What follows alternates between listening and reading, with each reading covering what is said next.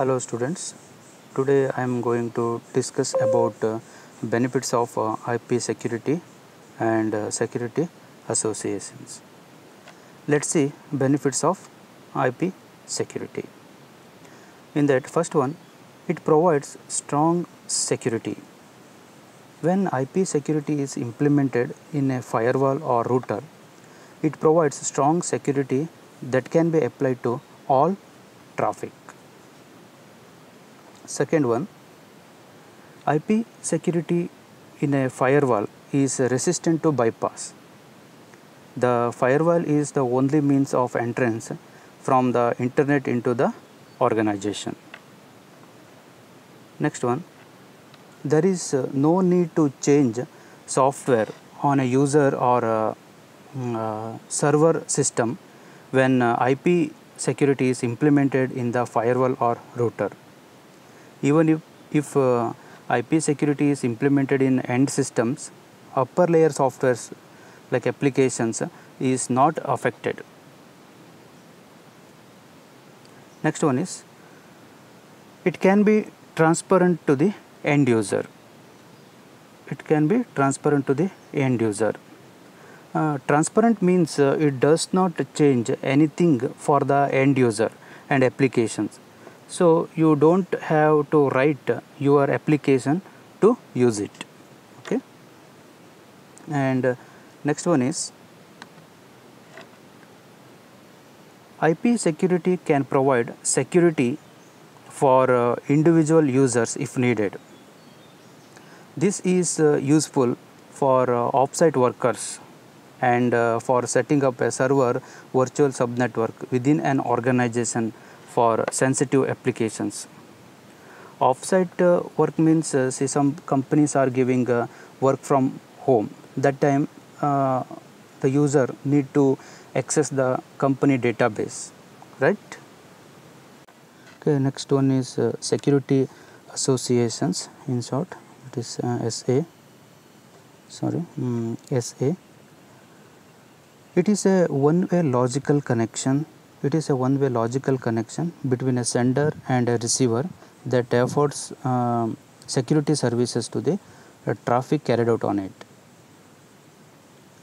For two-way secure exchange, two security associations are required. In any IP packet, the security association is uniquely identified by the destination address in the IPv4, that is Internet Protocol version 4 or IPv6 header. It can be uniquely identified by three parameters. In that, first one is security parameter index. Security parameter index, that is SPI. It is a 32-bit unsigned integer assigned to this security association and having logical significance only. SPI is carried in AH, that is authentication header, and ESP, that is encapsulating security payload headers. Next one is IP destination address. This is the address of the destination endpoint of the security association, which may be an end user system or a network system such as a firewall or a router. The next one is security protocol identifier. This field from the outer IP header indicates whether the association is an authentication header or encapsulating service encapsulating security payload. Next, security association parameters.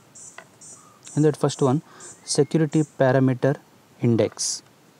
It is a 32-bit value selected by the receiving end of an security association to uniquely identify the security association.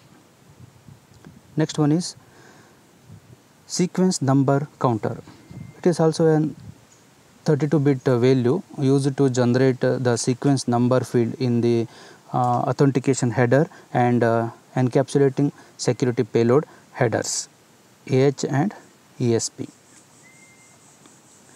Next one is sequence counter overflow. It is a flag indicating whether overflow of the sequence number counter should generate an auditable event and prevent further transmission of packets on this security association. Next one is anti-replay window. So anti-replay window is used to determine whether an inbound authentication header or encapsulating security payload packet is a replay. So next one is AH information. This includes authentication algorithm, keys, key lifetimes and related parameters being used with the authentication header. Next one is ESP information. ESP information.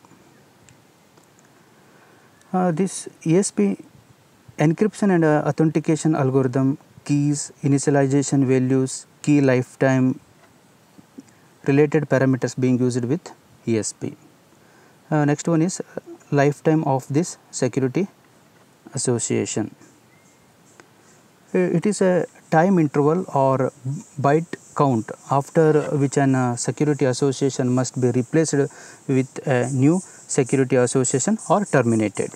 Okay. And the next one is IP security protocol mode. This includes tunnel, transport and or wildcard. Next one is path MTU. The full form MTU is maximum transmission unit. This is nothing but maximum size of a packet that can be transmitted without fragmentation. Thank you.